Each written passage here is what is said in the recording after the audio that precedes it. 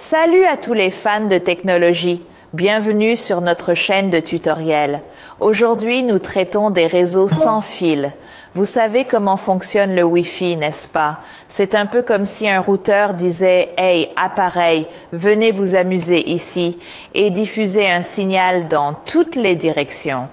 Mais que faire si vous devez envoyer un signal directement à un autre bâtiment, comme votre atelier ou le bureau de votre voisin? C'est là que les réseaux sans fil entrent en jeu. Explorons cela de plus près. Considérez le Wi-Fi normal comme un mégaphone. Il diffuse partout. Un pont sans fil ressemble davantage à un talkie-walkie. Au lieu de diffuser des signaux, il se fixe sur un récepteur spécifique. Il faut donc deux appareils, un émetteur et un récepteur. Il se serre la main sur une fréquence dédiée, créant ainsi une autoroute de données privée. Plus besoin de crier dans le vide.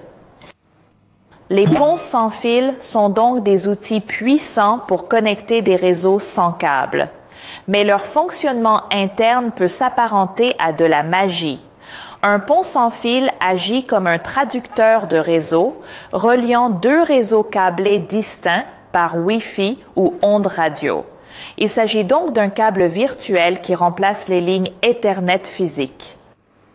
Un système de pont sans fil utilise des antennes directionnelles à gain élevé qui concentrent les signaux comme un faisceau laser, contrairement aux routeurs Wi-Fi omnidirectionnels. Ainsi, par exemple, les données d'une caméra de sécurité sont enveloppées dans une enveloppe Wi-Fi avec des entêtes telles que l'adresse de la source ou de la destination. L'émetteur envoie ensuite ces données par ondes radio au récepteur. Les antennes directionnelles garantissent une propagation minimale du signal. Le récepteur déballe ensuite les données, vérifie qu'il n'y a pas d'erreur et les transmet à un enregistreur vidéo en réseau. Et bientôt, vous aurez votre flux vidéo. Mais voilà le hic. Ces deux tourtereaux ont besoin d'une ligne de vue dégagée. Les arbres et les murs bloquent le signal.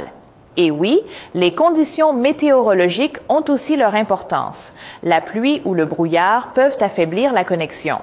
C'est comme si vous essayiez d'envoyer un signal à travers une boule à neige. Vous devez donc orienter ces antennes directement l'une vers l'autre. Et le conseil le plus judicieux est le suivant. Si vous pouvez faire passer un câble, faites-le. Ethernet est comme l'ami fiable qui se montre toujours. Mais lorsqu'il n'est pas possible de creuser des tranchées, par exemple pour traverser un jardin ou se rendre dans un autre bâtiment, les ponts sans fil sont là pour vous sauver la mise. Et vous pouvez les utiliser lorsque les câbles sont littéralement hors de portée. Voilà donc en quelques mots les ponts sans fil. C'est la solution idéale lorsque les câbles ne suffisent pas, mais ils ne sont pas invincibles.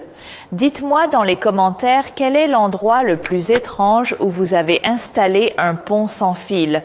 Merci beaucoup de nous avoir rejoints. Restez connectés et ne manquez pas nos prochaines vidéos sur d'autres ponts sans fil.